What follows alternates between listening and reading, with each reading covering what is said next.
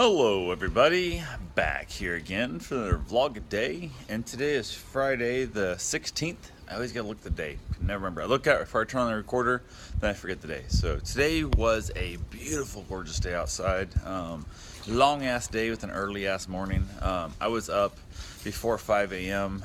To get ready to go into the Monsters, which I'm not going to talk too bad about because some of the fact those guys are up like at 4 every day, or some of them up at 4 or 5 every day of their life, so they can get there and be on the air by 6. So I can't complain too much, but we got up stupidly early, got around, got some stuff taken care of, basically got ready, hit the road, and we're hoping to be at the studio about 7 a.m. We got there about 17 after when we walked into the studio, and basically had a little mini telethon they were doing to raise money for Coalition for the Homeless. And their goal was to raise $15,000. And as we left there, I think they were at like 13.9 or somewhere in that ballpark range. So I don't know if they got the full 15 or not. I'm hoping they did. We'll see. I went ahead, went up there for some fact. Karen was able to go with me. She had the day off, which was great. She did get a phone call from her boss because the password and stuff was screwed up on AOL. I think it was one of them. So she went ahead and had to kind of take care of that a little bit. So she missed a little bit of the recording parts, which wasn't that big a deal. But Bruce and I got to actually be on the radio, on the website, on the all that kind of stuff. We talked about basically the fact of how he was a beaten, abused dog, rescued dog, and how you can overcome anything, whether it be beaten, abuse of the dog, or it be homeless. We didn't really talk about the homeless, but it kind of ties back into that. Did a couple little tricks they does, the whole wipe his feet thing. The went ahead and did the wheelbarrow was one of the big ones I went ahead to do in order to show them that you can take a scared, terrified dog and start messing with him and getting to do some of the weirdest things, like the wheelbarrow, which is where I pick up his back feet and we start walking in the room. We actually can get where he can run at a fairly decent pace, but there's no room in the studio to do that. So went ahead and done that. Bruce had already met Bruce had met Russ before, which is the main guy in the show, and peed on him at the camping trip, so it was kind of funny. Dirty Jim met him at Artagon the night before, or a couple nights before, Thursday, and the Artagon, so a week ago now. It'll be a week ago. And basically, he loves big dogs and that. I took Quincy in with me, which is this little guy right down here. He's the one we're just babysitting. He went with me. He did awesome also. We hung out there basically the rest of the day, well, till 11, till he went off the air. And just the dogs did amazing. Absolutely did phenomenal.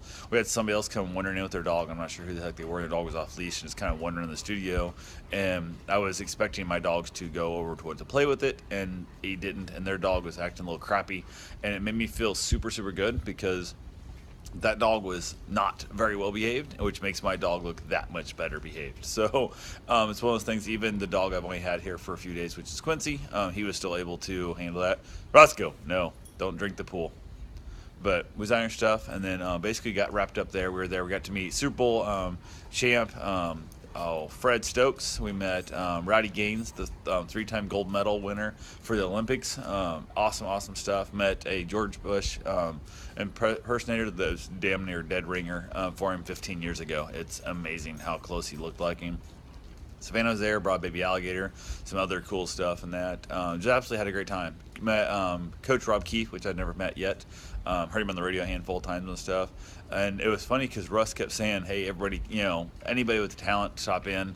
And I think there was only me and one other girl there who weren't regulars on the show. So she was doing a song, and then Bruce and I were on there. So other than that, I think everybody else was a regular. I did embarrass the hell out of Angel. He was talking about he's going to do for his talent to raise money for the show. And I was giving him a hard time about that. So that was pretty good. We had a great time hanging out with Angel. Angel and I have met a handful of times. Great guy. Just chilling out there and stuff. But yeah, we got done there, went over to Baldwin Park. I don't know if Quincy's ever been to a park before or not. So he went to this giant, biggest dog park I've ever been to, which is Baldwin Park. And I think it's not Orlando, but it's basically Orlando. I think it's like Kissimmee, maybe. I think it's Kissimmee.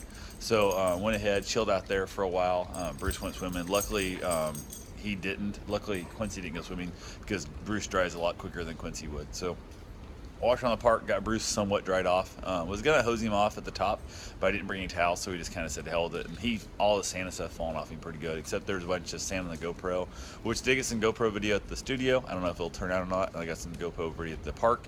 Again, don't know if it'll turn out or not, because his chest is his back is so narrow, his chest so long, the camera slides off the side. So you end up watching a video like this a lot. So a little bit annoying, but it is what it is. So Need to figure out a way to do like some software editing. I can just tilt the video in the software afterwards and make it back up there straight. But anyway, we had fun. Left there, headed home. Decided to stop by Crane's Roost, which is where Russ lives, in the little condos right there.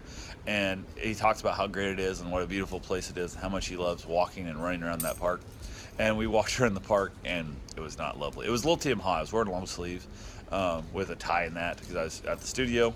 And it was definitely way too warm for that process. But overall, it wasn't too bad. Came out here to the beach house, which is where we're at now. Chilled out here with the dogs. Pat had to take off a little early, so we didn't see him today on the way in. But he'll be back tomorrow at like noon, so we'll talk to him then. He'll get to meet Quincy for the first time. And the dogs did pretty good. They're a little demanding on their food. It's kind of crazy. But we got here, got all settled in. Bruce and I went for a nice little run, which we enjoy out here. We have good luck with the runs out here. So we got that done.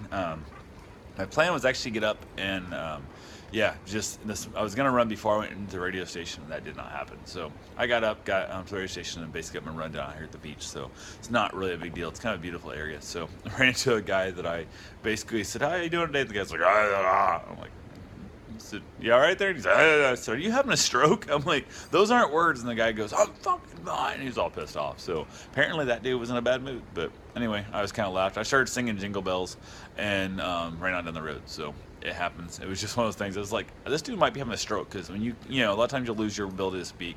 And then he was really pissed off that he was that big of an asshole that he didn't even speak words, and I asked him to have a stroke. So apparently he didn't find that nearly as funny as I did. So yeah, overall the day was amazing. Hanging out at the radio station was cool.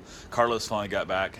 He's been down filming season 3 of Bloodline, and it sounds like he got a pretty big part. He's pretty excited about it. He says it's the part he's wanted to play his whole life, so which I'm guessing means he's going to be a bad guy. So that right there is going to be awesome. I don't think he's ever got to really be a bad guy before, so we're super looking forward to that. And he looked insanely tired. I asked him when he drove back in. He got done filming at like 1 a.m. down in the Keys, and I drive all the way back up to be on today's show. And I was super excited and stuff, and he looked whooped. He was just absolutely tired. He said he got about 30 minutes of sleep, and I felt bad for the guy. So, but no, overall great time. You got to love it. So talk to you guys tomorrow. Have yourself a safe and wonderful day. Thanks for watching.